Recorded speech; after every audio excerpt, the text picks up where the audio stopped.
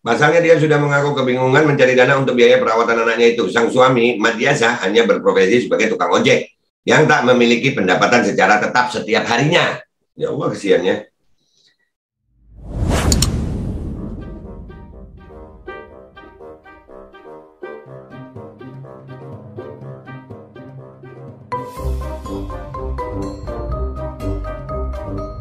Jangan lupa ngopi, santuy. Mikir woi, mikir. Audit tuh PCR, audit fungsinya, jangan cuma harganya doang.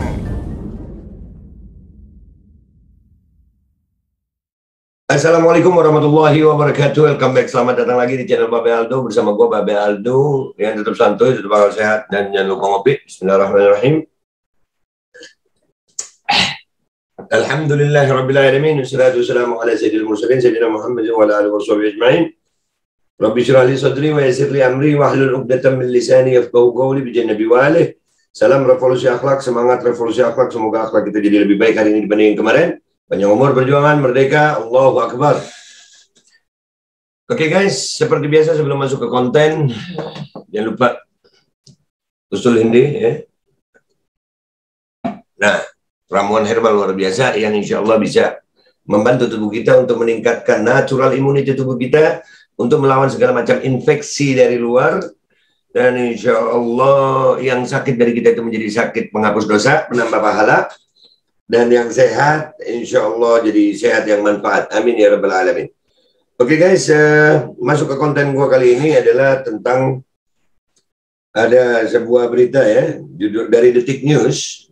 Dari Detik News, pelajar di Pandeglang panas tinggi tak bisa makan usai vaksinasi, ya, mincinisasi. Ini di-upload Selasa 14 Desember 2021. Nah, ini kan lagi rame ini sekarang micin untuk anak, ya. Luar biasa. Micin untuk anak. Apakah anak itu perlu? Itu perlu kita pertanyakan itu, karena kami juga memiliki jurnal-jurnal ya yang mengatakan bahwasanya anak nggak perlu dimicin. Ini kok kenapa sampai ke anak-anak? Bahkan untuk tingkat keseluruhan aja ya, penyakit yang disebut copet ini ya, itu tingkat kesembuhannya tinggi banget. Di Jepang itu 99% itu, kata dokter Indro. Ya, untuk sesuatu yang tingkat kesembuhannya tinggi, itu it's not a pandemic gitu. Dan ini akhirnya kalau ada yang begini, siapa yang tanggung jawab? Seorang pelajar di Pandeglang, Banten dilaporkan mengalami efek berkepanjangan usai menerima suntikan michinisasi copet 19. Pelajar tersebut mengalami demam dengan suhu tubuh yang tinggi, bahkan tak bisa menerima asupan makanan sejak dimichinisasi 2 bulan lalu. Nah itu, efek samping itu kalau udah masuk dalam tubuh itu bukan 3 hari, bukan seminggu, bukan sebulan, bukan setahun, bukan 2 tahun, bukan 3 tahun, seumur hidup. Yang sekarang alhamdulillah sehat, ya alhamdulillah sehat. Bukan berarti nggak ada yang lain. Makanya stop mandatori. Jangan maksa gitu. Jangan jadi wajib. Itu yang salah. Apalagi kalau ini masih uji coba. Masa anak-anak kita mau diuji coba? Masa rakyat Indonesia mau diuji cobakan? Informasi yang diperoleh, pelajar tersebut bernama Yopa Aljabar, umur 15 tahun. Warga Pagelaran, Pandeglang, yang kini duduk di kelas 3 SMP itu sudah 2 bulan hanya bisa berbaring lemas di rumahnya. Yopa bahkan tak bisa mengikuti kegiatan di sekolahnya lantaran kondisi tubuhnya tak kunjung membaik. Nah itu orang tua. Nah, saya kalau nggak micin anak saya nggak sekolah. Sekarang sekolah nggak lu anak lu? Jaga anak kalian. Sekolah nggak kalau begini? Sekolah nggak anak lu? Nggak juga. Walaupun gue yakin ini micinnya nggak disalahin. Nggak salah. Tujuannya micin supaya apa? Supaya bisa sekolah. Ternyata nggak sekolah juga. Orang tua. Gue ini belum dikasih anak biologis sama Allah. Jadi gue tahu rasanya kepingin punya anak itu tahu.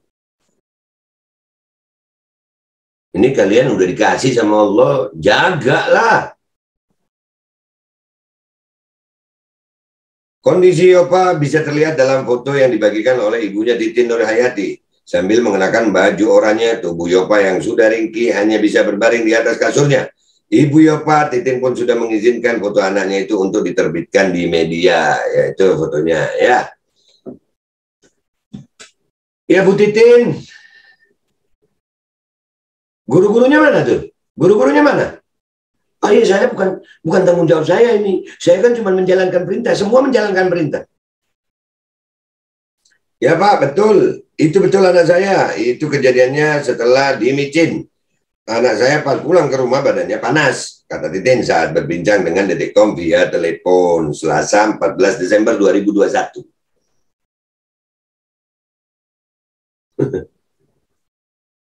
Guys ya, gue nyebut micin itu lu tahu artinya apa ya?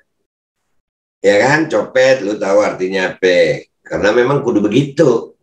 Kalau enggak kita dibungkam lagi, nggak bisa dah tuh. Titin bercerita semuanya bermula saat anaknya ikut gebyar micinisasi 2 bulan lalu di balai desa di wilayah Pagelaran, Pandeglang. Saat ikut micin, sang ibu memastikan jika anaknya dalam kondisi sehat dan tidak memiliki riwayat penyakit apapun.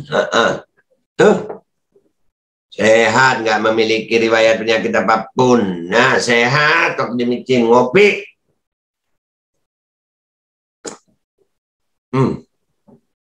Terus siapa yang tanggung jawab? Siapa?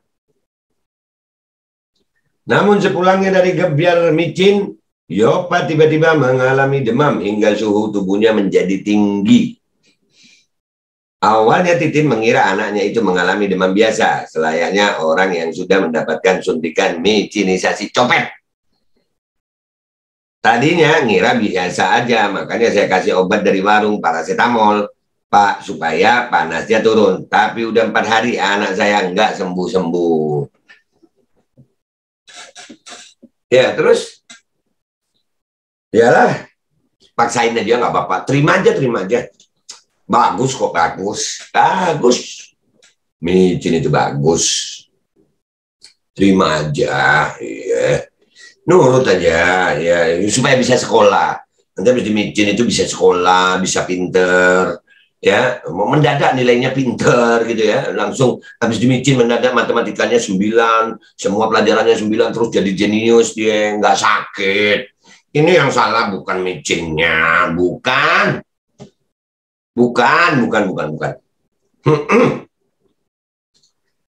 Karena kondisi tersebut, Titin akhirnya membawa anaknya itu kembali ke Puskesmas Pagelaran untuk melaporkan kondisi Yopa.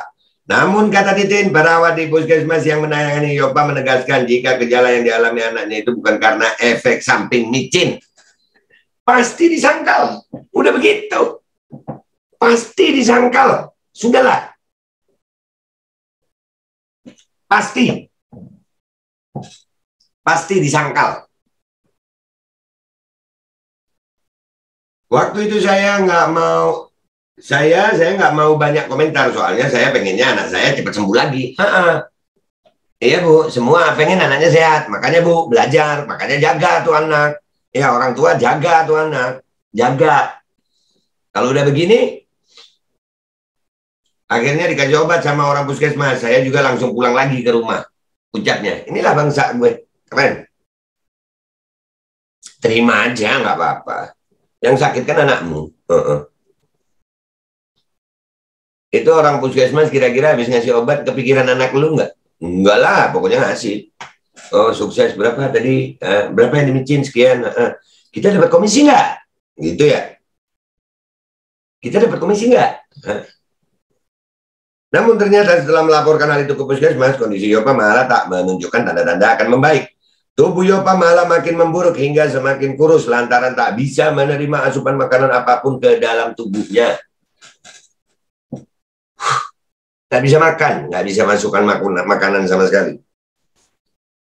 Titin baru mendapat informasi jika sang anak sebelum dimicin belum memakan makanan apapun dari rumah. Ditambah tensi darah anaknya saat itu belum dimicin juga rendah. Anak saya lagi sekolah, dia memang belum sarapan pas mau dimicin. Terus pas saya tanya anak saya ini tensi darahnya 90, katanya pas ikut micin itu. Kan yang tensi berarti petugas. Kenapa petugas itu masih nyikat? Masih ngejet? Petugasnya itu yang salah. Nggak mungkin dong anak umur 15 tahun tensi sendiri. Tuh petugas tuh. Ini, wah ya petugasnya itu. Tapi kan kenapa masih aja dimicin? Harusnya kalau memang nggak boleh, jangan dulu dimicin ungkapnya. Nah itu, baru tahu kalian. Baru tahu kalian sama petugas tuh. Terus kita nggak boleh musuhin petugas gitu. Nggak boleh negatif sama petugas. Yang begini gimana coba?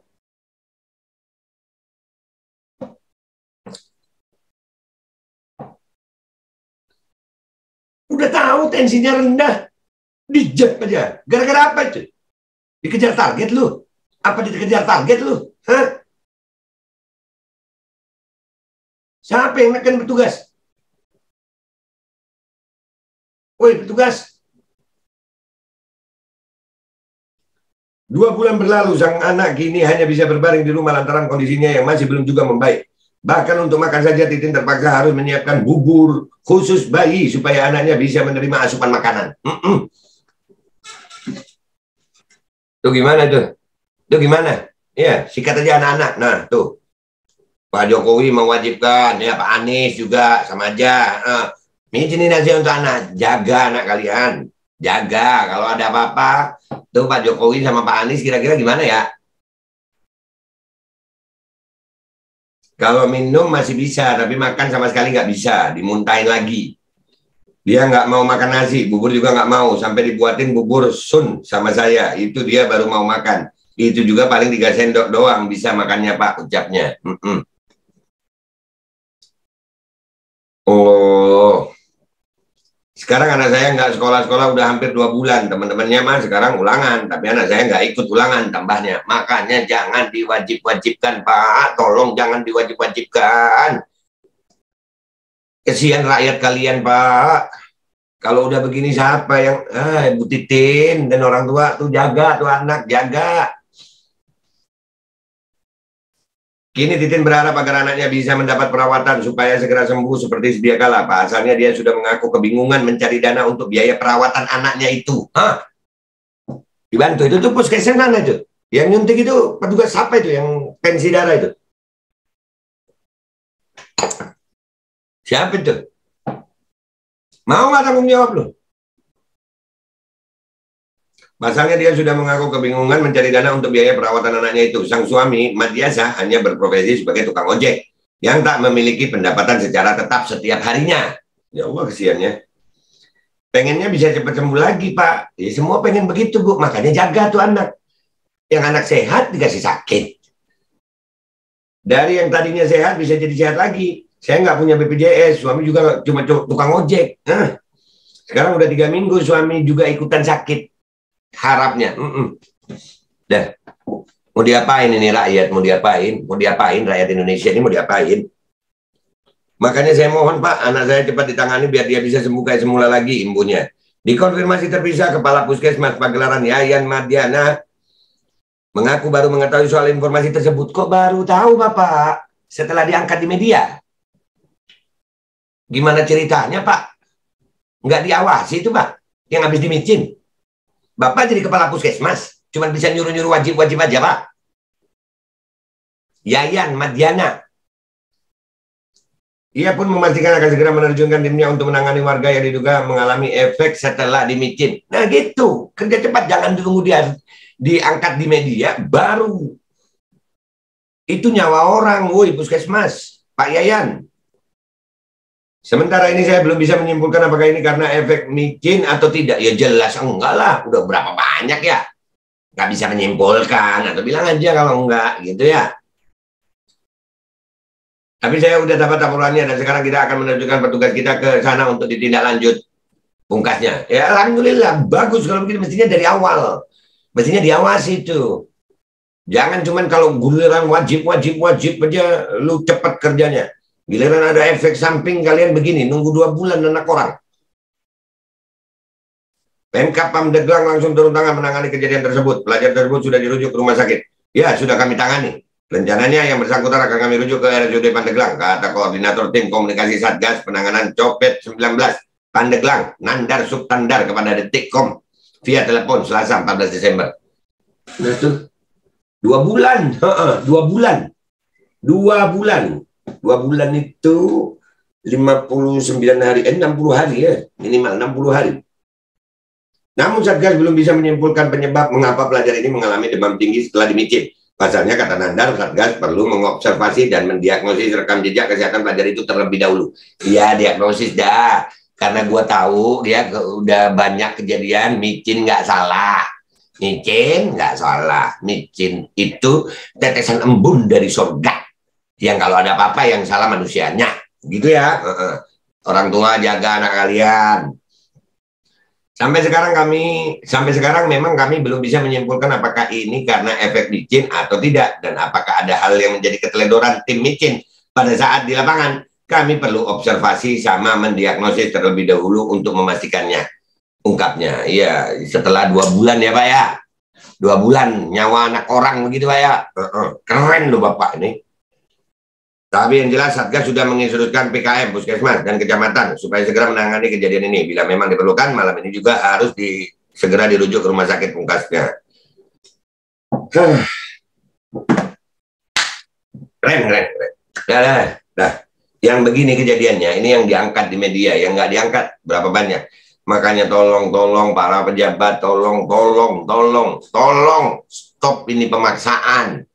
Biarkan orang secara sukarela gitu, bukan dipaksa-paksa, secara sukarela. Karena tingkat kesembuhan yang dikatakan pandemi ini di Jepang aja 99%, di Indonesia ini 97% mungkin. Ya, tingkat kesembuhannya tinggi, nggak perlu dipaksa untuk ini, nggak perlu. Itu by data and fakta, ada jurnalnya. Kenapa harus dipaksa-paksa sampai ke anak? Apalagi anak ini, aduh, imunitas alaminya tuh kuat dia. Imunitas alami anak itu kuat. Nggak semua, aduh, adalah.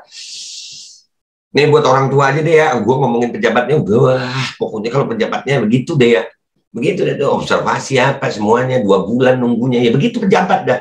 Ini buat orang tua, buat kalian orang tua. Weh, yang dikasih anak sama Allah, jaga anak kalian, jaga anak kalian. Udah, itu aja gue. Jadi gemes gue ngelihat berita yang begini. Minta maaf gue kalau ada salah. Minta maaf. Ya, gue harus kebawa emosional gue. Tapi alhamdulillah emosional boleh, tapi jangan sampai tak ada caci maki, jangan ada menuduh, jangan ada jangan ada caci maki pokoknya, jangan ada hate speech, jangan menuduh, jangan menyebar hoax. Kita bermedia sosial yang cerdas, kita negara hukum, kita berhak menyampaikan kebenaran, kita berhak emosional karena kita manusia. Kalau melihat begini nggak emosional itu kayak hewan sudah kita nih. Bahkan ada yang melihat begini ketawa-ketawa. Enggak. Kita harus tegas tapi dengan cerdas. Tegas yang cerdas. Udah, itu aja, gue minta maaf kalau ada salah ya. Sebarin video ini deh, insya Allah jadi manfaat.